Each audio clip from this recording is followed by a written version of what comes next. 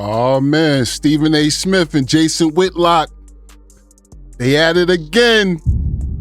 They had smoke for a minute now. We about to get into this and see what's going on, B. I've done the homework on Stephen A. He's fraudulent.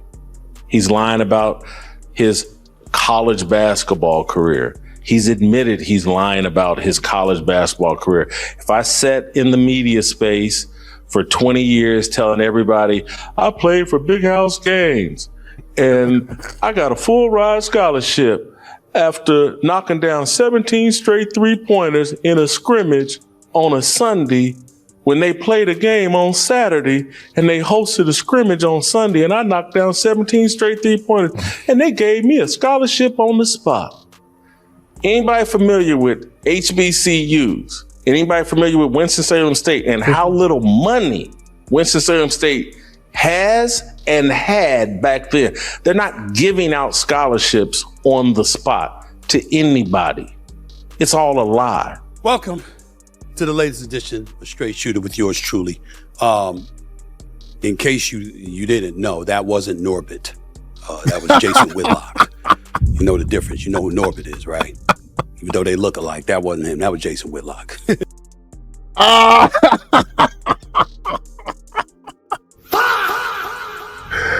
Hey, yo, man. Shout out to everybody who clicked on the video, man. I appreciate you tapping in with me.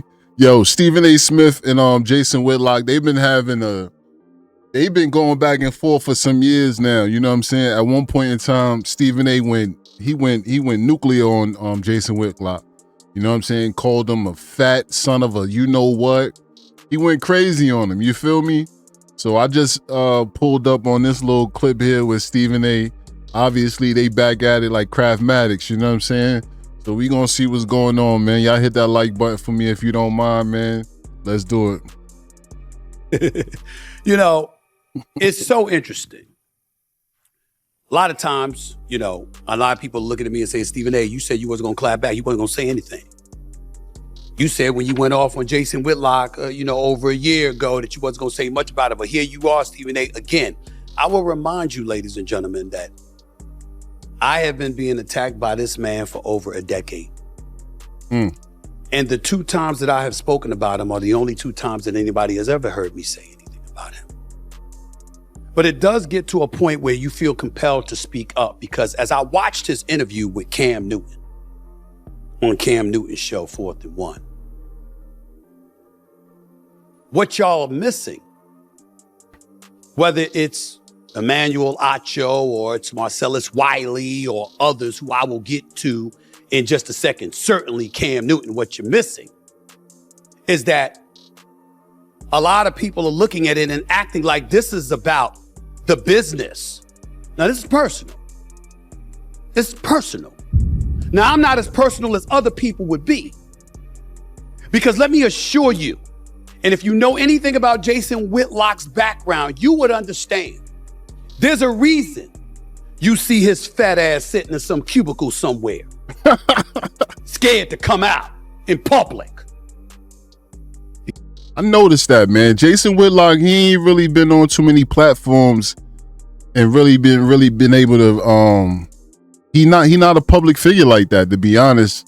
So I guess Stephen A. is alluding to the fact that he's scared. You know what I'm saying? Like nobody really rock with him like that. So that's why he just sit behind the keyboard and on his platform and take shots at people, in particular Stephen A. Smith, which is seemed to be like his arch enemy at this point. But this is going to be interesting, man. I don't understand why he has such a disdain for Stephen A. and vice versa. But I'm here to find out, just like everybody else. Because he knows cats waiting for him. But he ain't worth it to me. He ain't worth it. Now you would say, well, then why are you addressing him? Exactly. Here's why. Because of what he has systematically tried to do to black people in this industry. I gotta agree with that. Not for nothing, I don't really rock with Stephen A. But to his point, the few times that I did watch Jason Whitlock on FS1, I believe it was. He had a show on there with Marcellus Wiley. I forget the name of the show, but he's definitely a Sambo. Jason Whitlock is definitely a Sambo. He's a coon. He's a tap dancer. He placates to them peoples. Same way Stephen A do, but his is a lot more direct. You know what I'm saying? Like, he was a lot more out in the open with his coonery towards black people. Whereas Stephen A, he's a grifter. He plays both sides. Like, when he around mostly black people, he a brother. You know what I'm saying? Yeah, you know, my brother this, my brother's that, and my people's this, my people's that. But when he get around in that room with them people, he gonna take shots at his own people to try to uplift himself and make himself like, I'm one of the good ones. I'm one of the good ones. That's Stephen A game. You know what I'm saying? It's personal on a whole multitude of levels. And I'll get to all of that in a second. I want to address first and foremost how pathetic and sick he looks. I mean, it's a real big time problem when it comes to him. It's hard to even put into words. Do you see his face when he's talking about me? You see his eyebrows looking like horns? You see how demonic he looks? I bring that up because he always claims to be doing God's work. Does that look like somebody doing God's work? I haven't even gotten into the details of what he's doing to show you that it's antithetical to anything that he swears he is doing. Because when it comes to being a pathological liar, no one is worse than him to himself, more so than the other people and the rest of us. It's to himself.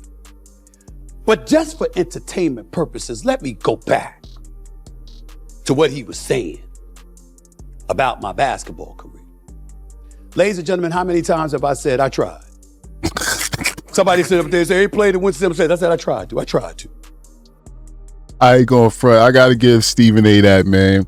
He never proclaimed to be the best basketball player. He never claimed to be like this highly touted recruit when he got the scholarship from Winston-Salem, as he puts it.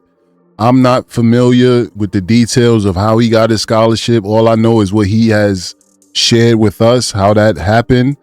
But to his point, he has never proclaimed that he was one of them guys. You know what I'm saying? Stephen A never said that. So for Jason Whitlock to be jumping out the window and trying to rehash a story about how he got his scholarship, obviously he just clout chasing. Jason Whitlock is clout chasing, my G. Like, come on, bro. I grew up poor. I can assure you my parents couldn't afford to pay for my college education. How did I graduate from Winston-Salem State? How did I go there without having to pay a dime? How'd that happen? It happened because I had a basketball scholarship. How did I get the basketball scholarship? Oh, I showed up for a workout. Well, you ever heard of the name Harold Funny Kit? Harold Funny Kit is a person that played at Winston-Salem State in the 70s, who remained close to the program, who drove me down from Queens, New York to Winston-Salem, North Carolina for a workout in the middle of the season because Clarence Big House Gaines, he called Clarence Big House Gaines and say, I got some talent for you. I want you to see this guy.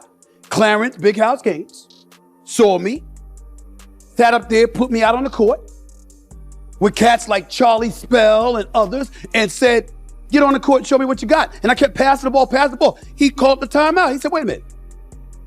I ain't bring you down here to pass the motherfucking ball. Hey, so far, what he's saying, I can believe. I ain't gonna lie, because that's usually how it go. You know what I mean? Like me personally, I went to Morris Brown College down here in Atlanta. You know what I'm saying?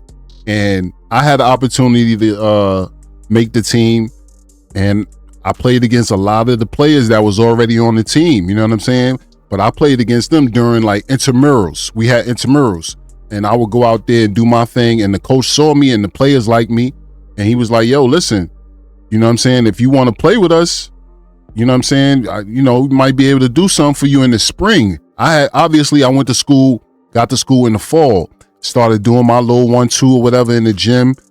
players that was already on the team, scholarship players, saw me and they say, yo, listen, we think you would be good for us to play with us. You know what I'm saying? And the coach liked me once he got a look at me, saw what I could do.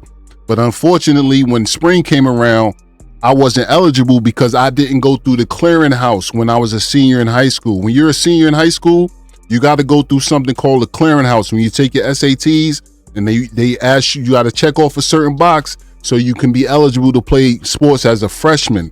I did not check that box off. I had no clue what that was.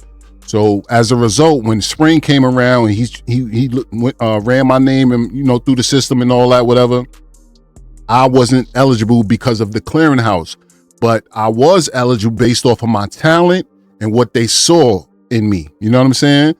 So what Stephen A is saying is possible. I'm not verifying. I don't know his situation. That's why we're here to go over it. But from my personal experience, things like this do happen. I'm from New York. He from New York. Obviously, back in the day, New York was a big name in basketball. You know what I mean? So this is very possible. Ain't you supposed to know how to shoot the ball? Right. I said, yes, sir. He said, then God damn it, shoot the ball. Facts. And I went out there and I hit 17 straight 3-pointers. Now, hold on now. 17 straight? That's a little crazy, homie. Like, now, that's why Jason Whitlock is probably on his heels about this story. Because for somebody to hit 17 straight threes, that's a little excessive, homie. That's a little excessive. Maybe if you said you hit 7 straight is way more believable than you hitting 17, Steven. Come on, bro. I repeatedly stated I never did it before and I never pulled it off since. That one day God was watching. How can somebody who proclaims to be doing God's work have a problem with somebody highlighting how a moment in their life involved divine intervention because they were able to do something they never did and they lucked up? Jason Whitlock's that guy. Because you see, if you listen to him long enough, he's the only one that has this unfeathered connection with God. It's God that touched him. It's God that has disciplined him. It's God that has come down upon him and touched him on the shoulder and blessed him with the knowledge, the know-how, the conscience, to tell the truth, the whole truth, and nothing but the truth. So help him, God, while he excoriates everybody that he can. And I've sat here on numerous occasions, totally disgusted with the vile, despicable, disgusting human being that he is. Jeez. Who who has lied about me, who has denigrated me, who even went as far as to call my pastor to try to interview my pastor about me. A pastor is a spiritual individual with a connection to individuals from his congregation, similar to what a priest is in the Catholic community, which means that the communication that happens with one another is between one another. Everybody knows that. That man says he's a man, he's doing God's work. But he don't know that. Listen, man, let me say this, right? And this is something that's been going on in the social media space for way too long. And I'm going to just say it as bluntly as I could put it. Let me make sure y'all can see me. Leave God out of your BS. Leave God out of this thing that we do on social media, man. Because anytime you got to consistently inject God into a point you're trying to make about who you are and what you got going on and use God as a weapon against other people, that's not the right spirit to have. That's not a godly spirit. That's not a godly spirit. Leave God out of this, man. Please, man. I'm trying not to curse. You know what I'm saying? YouTube don't like that. I'm hearing that they're blocked, but I'm so tired of it, bro. Like, if you got a personal understanding and a personal relationship with the Most High, then you understand that he's not to be used as a tool to like hurt other people or try to uplift yourself and make yourself look better than other people. That's not the mission. That's not the objective. Please, man, leave God out of it. Even if you don't believe in God, then go about your business and go on, do what you gotta do. Stop trying to attack God because somebody get online and say they a Christian, or somebody say they Muslim, somebody say whatever. You attack they God because you don't believe. Just because you don't believe. That's cool. But that don't mean you gotta attack these people. Let believers believe. The one common denominator in every religion, in every faith, is faith. That's the whole point. Nobody knows for sure.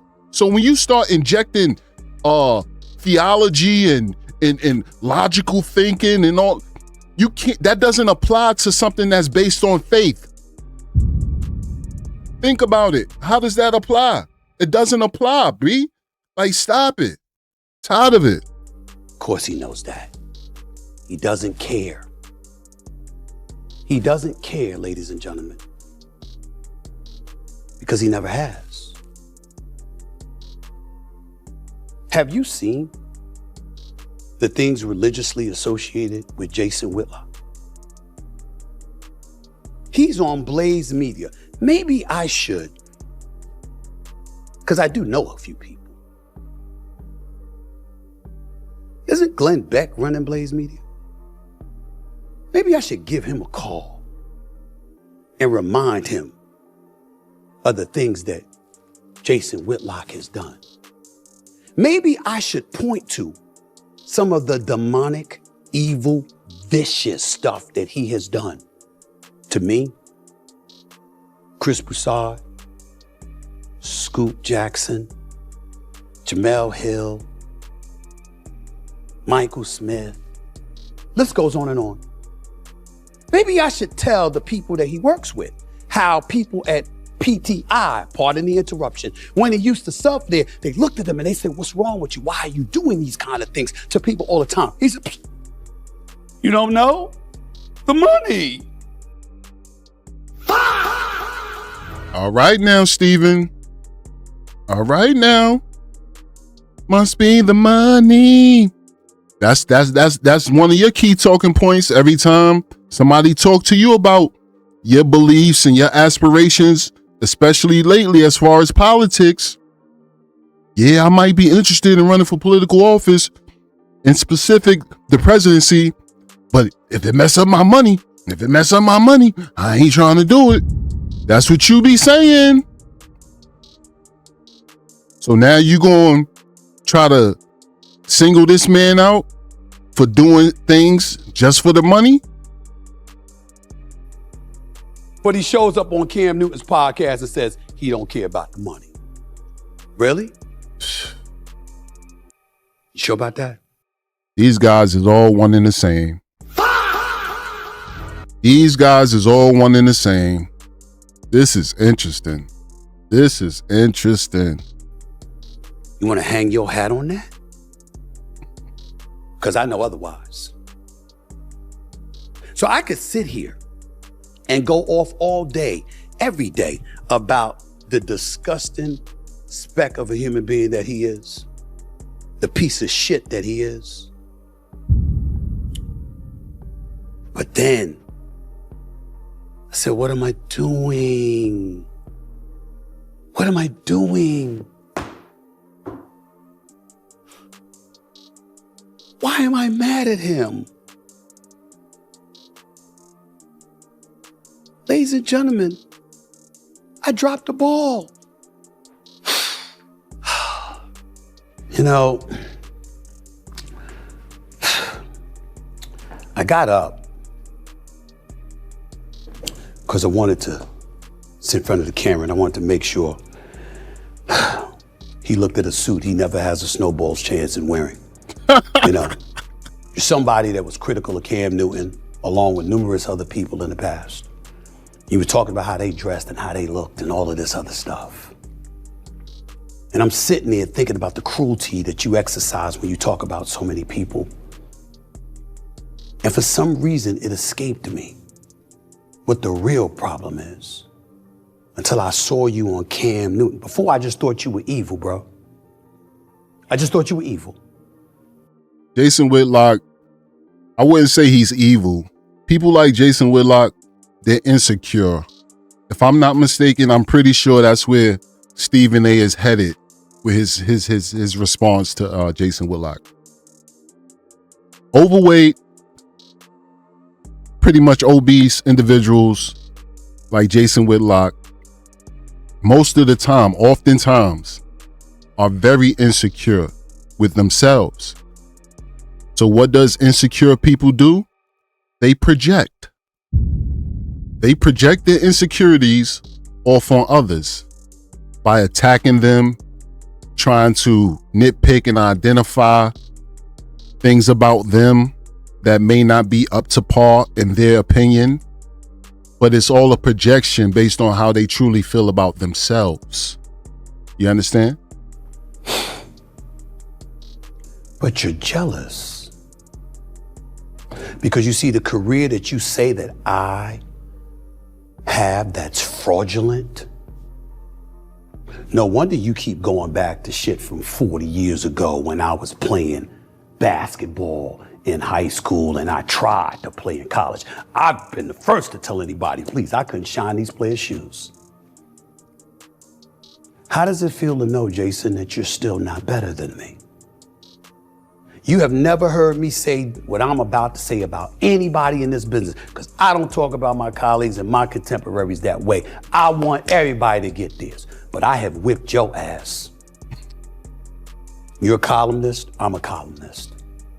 You a New York Times bestseller? No, you're not, but I am. Television ratings on ESPN, we're approaching 14 consecutive years of being number one in the mornings. You don't have a job.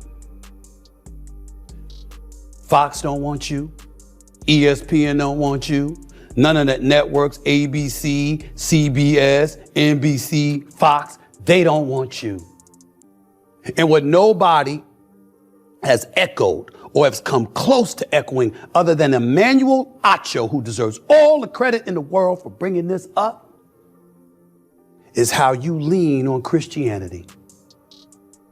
Why is that relevant? Because that's what the Blaze Network does, or the Blaze Media. It's conservative, leaning, religion and stuff like that. That's what they do. You're doing it because you're doing what's politically expedient so you can keep a job. How do we know this? Because how else would you watch me so much? Why do you know every little thing I do? Do you understand, Jason Whitlock, that you have done the equivalent of literally getting on your knees right in front of me? That's how desperate you sound, talking about me all the time. In this profession, I have whipped your ass. You can't touch me, bro. There's levels to this and you ain't on it. I got up and walked around studio, not just to show off my suit and the relatively decent shape that I'm in, but because you never move from your seat, you don't want people to see you with your walrus looking ass self. Bruh.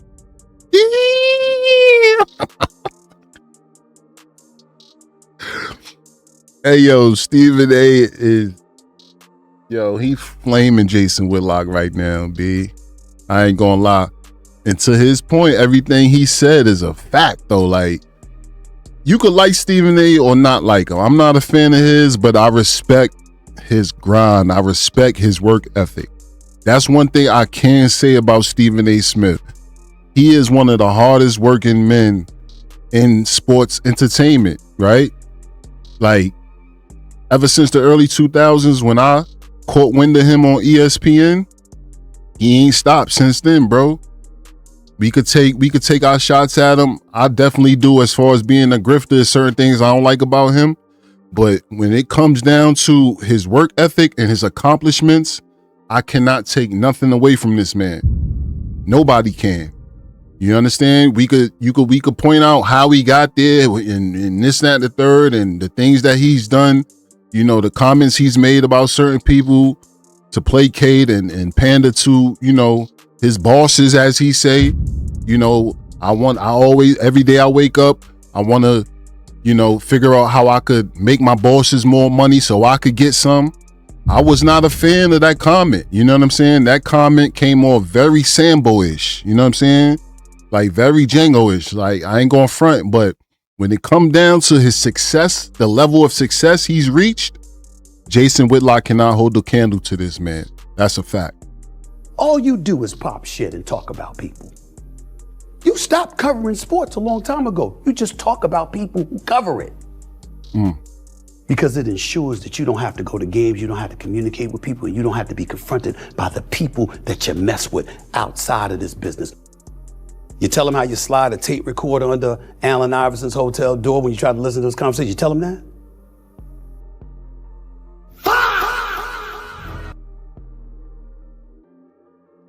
He did what? Jason Whitlock slid a tape recorder under Allen Iverson's door. So hold on. What?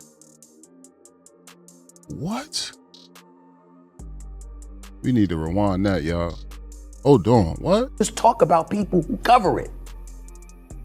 Because it ensures that you don't have to go to games, you don't have to communicate with people, and you don't have to be confronted by the people that you mess with outside of this business.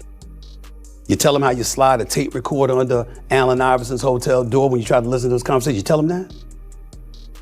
That's crazy. You tell them how many of us in the industry that you went to bosses and tried to undermine us to prevent us from getting paid?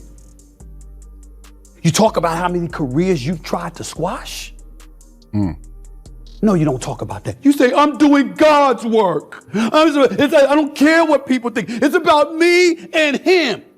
You must have been really messed up to be so fixated on God at this point in time in your life because you know the damage you tried to do to other people. Wow.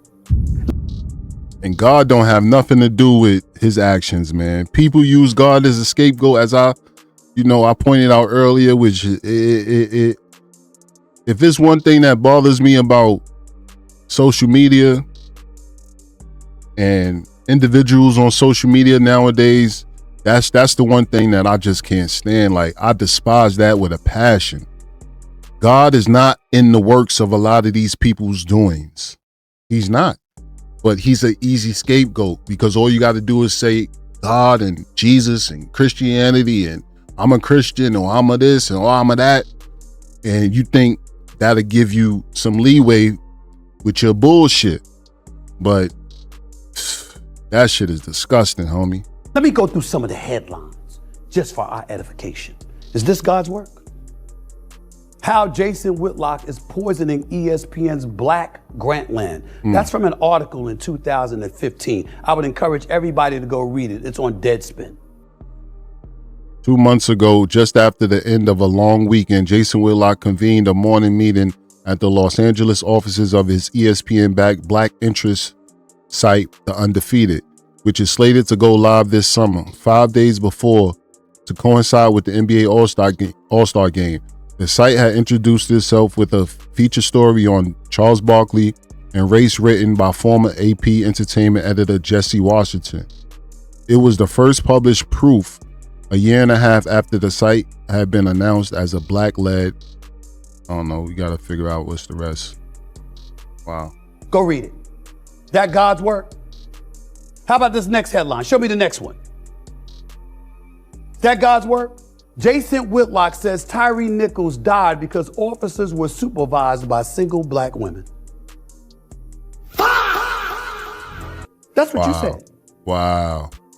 That's crazy. That's what he said. That God's work? Is this God's work? No, Michelle Obama isn't trans, but here's why her critics repeat the false claim. That's God's work, huh? Oh, I got more. Show some more. The Blaze's Jason Whitlock rages against women's suffrage. Not everybody has to have a vote. And you misogynistic. It's crazy, son. So women shouldn't be voting. That's God's work.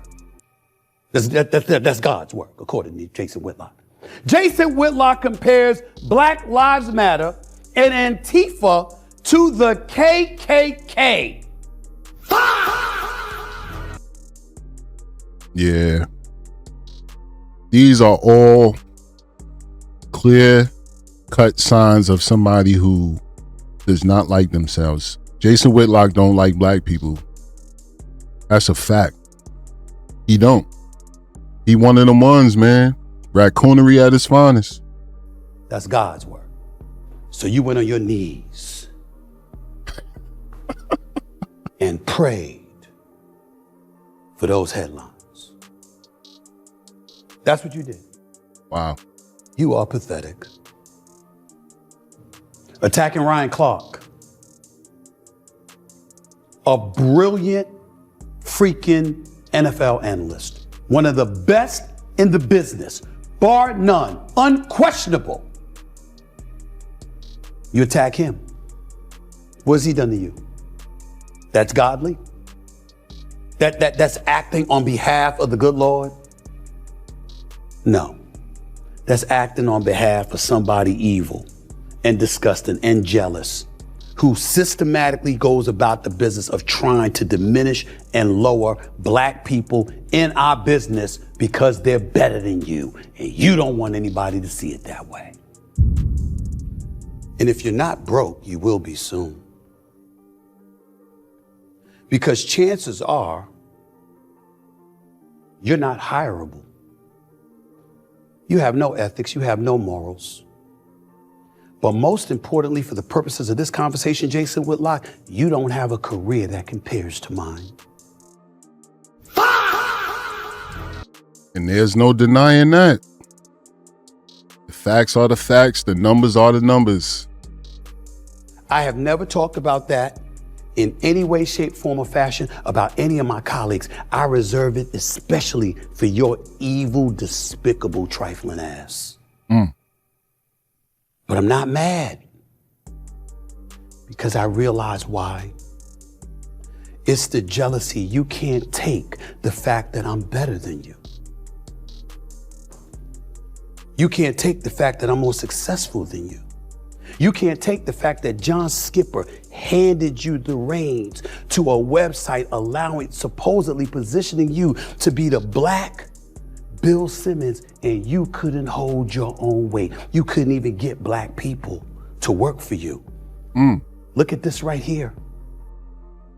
This staff, the one Whitlock was praising by way of warnings that if the writers and editors wouldn't align with his vision, he would get rid of them, wasn't the one he wanted. The Undefeated was originally meant to attract the best and brightest young black talent in the country, with Whitlock's aim set so high that he at one point seriously tried to recruit the Atlantic's, I don't want to mess their name up, Ta-Nehisi Coates, the sharpest cultural commentator in the business today. As things worked out though, those young writers comprehensively refused to work with him. So did big name ESPNers like Howard Bryant, Jamel Hill, and Stephen A. Smith, whom he tried to bring in as contributors. Whitlock and ESPN were nevertheless able to cobble together a staff of talented, ambitious writers and editors. But the story of his site so far is about his complete inability to work with them. Wow. Allow me to read this to y'all. Keep that up on the full screen. Deadspin, Greg Howard, the author, article from 2015. This staff, the one Whitlock was praising by way of warnings that if the writers and editors wouldn't align with his vision, he would get rid of them, wasn't the one he wanted. The Undefeated was originally meant to attract the best and brightest young black talent in the country, with Whitlock's aim set so high that he at one point seriously tried to recruit the Athletics' Ta-Nehisi Coates, the sharpest cultural commentator in the business today. As things worked out though, these young writers comprehensively refused to work with him. So did big name ESPNers like Howard Bryant, Jamel Hill, and Stephen A. Smith, whom he tried to bring in as contributors. End quote. Stop right there. I'm a fraud. I didn't do X, Y, and Z. Ladies and gentlemen, he's saying that my education wasn't paid for. He's saying, I didn't write my own book. When Amy Bell, the editor at Simon Schuster, you can ask her yourself, Charles Suit, who runs 13A imprint at Simon & Schuster, would tell you, I wrote my own book, no ghostwriter. Everywhere he turns, he tries to lie, denigrate, and diminish because he's trying to get somebody to be smaller than him, not recognizing that physically most people are smaller than his fat ass.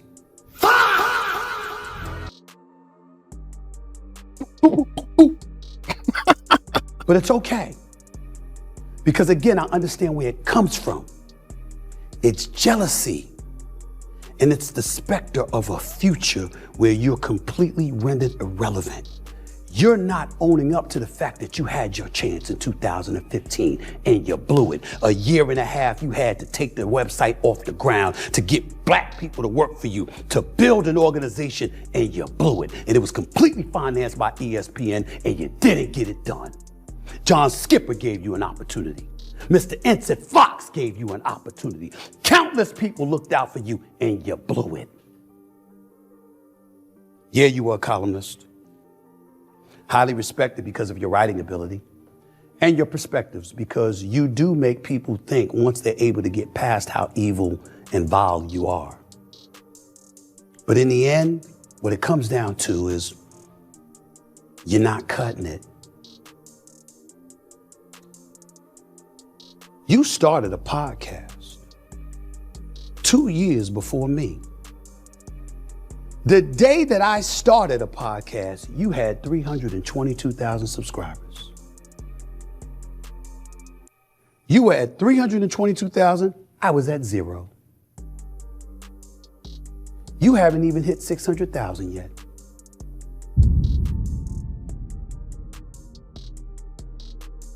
Listen, man. Y'all go over there to Stephen A. Smith Straight Shooter platform and check out the rest.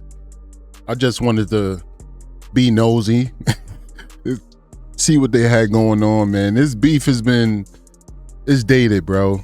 You know what I'm saying? Like Stephen A. Smith said, Jason Whitlock and him, they've been having a little issue for a minute. You know what I mean? And obviously, it hasn't resolved itself. I guess Jason Whitlock, one of his tactics is whenever things start to slow up or start to level out for him where he don't really have no motion, no traction with his platform, one of the easiest targets and one of the biggest names for him to attack is Stephen A. Smith. And we all know anytime you say Stephen A. Smith name, he gonna shoot back. That's why the name of his platform is Straight Shooter. He always gonna shoot back, bro.